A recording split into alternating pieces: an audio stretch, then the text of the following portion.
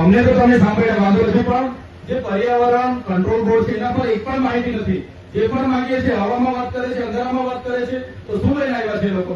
રાજપાડીમાં જે અમારી સાથે અનુભવ થયા છે, ઈસી નું પરવાનગી નથી છતાં આ લોકોએ ત્યાં સિલિકાથી માંડીને બધું વેચી ખાધું છે, ખાનગી કંપનીઓ સાથે કરારો કર્યા છે. આ પ્રોજેક્ટમાં પણ રિલાયન્સ અને ટોરેન્ટો સાથે એમઓયુ થયા છે 8,999 કરોડ રૂપિયાનો. એટલે જ્યાં સુધી ગ્રામસભાની પરવાનગી નથી, અહીંના લોકોની પરવાનગી નથી અને આગળ બધા એમઓયુ થાય અને બારોબાર ઓફિસો બની જાય, બારોબાર જમીન સંપાદન ચાલુ થઈ જાય, કઈ રીતના ચાલશે? અને અમને સૌથી વધારે દુઃખ તો ક્યાં થાય છે? 73 ની જમીનો, બંધારણ એવું કહે છે 73 ની જમીનો આદિવાસીઓની, બિન આદિવાસી કોઈ સંજોગોમાં નહીં લઈ શકે. કોની પરવાનગીથી આટલી બધી જમીનો 10 વર્ષ પહેલા બીજા લોકોએ બચાવી પાડી? આ લોકો ભૂમાફિયાઓ સામે કેમ તમે આટલા વર્ષ સુધી 73 ની જમીનો છીનવાઈ ગઈ, કેમ કોઈ કાર્યવાહી નથી થઈ? કાયદો કાનૂન તમે માનતા છો? કાયદા કાનૂન અમારા માટે એટલા નથી, બધા માટે છે. અમે પણ સંવિધાન અને સંવાદથી જ વાત કરીએ છીએ.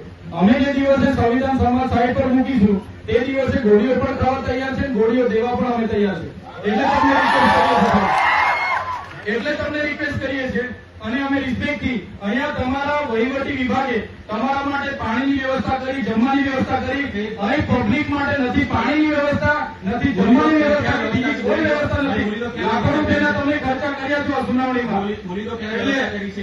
એટલે તમે નોટ કર્યું સાહેબ, અમને આપો અને અહીંથી અમે સુનાવણી અહીંથી બરખાસ્ત કરીએ છીએ. અંતિમમાં તમને સાંભળવા માંગીએ છીએ. આ અનુસંધાને તમે કઈ કહેવા માંગો છો કે નથી? અગર નથી કહેવા માંગતા તો પૂરું કરો અને આપણે વિનંતી છે, અહીંયા તમારા વાંધા સૂચનો સાંભળવાના હોય છે, અહીંયા અમારે બોલવાનું નથી હોતું.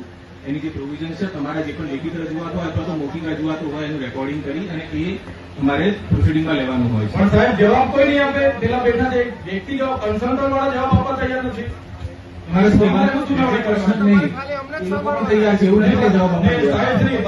એક સુરે નામંજૂર કે છે, કોઈને મંજૂર નથી, એક પણ વ્યક્તિ મંજૂરીમાં સહમત નથી. તો પછી એમણે જવાબ તો આપતા નથી, બધા નામંજૂર એક સુરે કે છે. તો હવે આગળની શું પ્રોસિજર છે એ જણાવો ને લેખિતમાં આપવાનું શક્ય બનતું હોય તો અમને આપો. તો અમે સભા બરખાસ્તનું તમે જણાવો તો સભા બરખાસ્ત કરીને આપણે બધા અહીંથી રજા લઈએ. માન્ય અધ્યક્ષશ્રી, હવે સભાની કાર્યવાહી પૂર્ણ થયેલ છે એવું આપ જણાવો તો બધા અહીંથી વિદાય થાય. એટલે આપ એ સભાની કાર્યવાહી પૂર્ણ થઈ જાહેર કરીએ.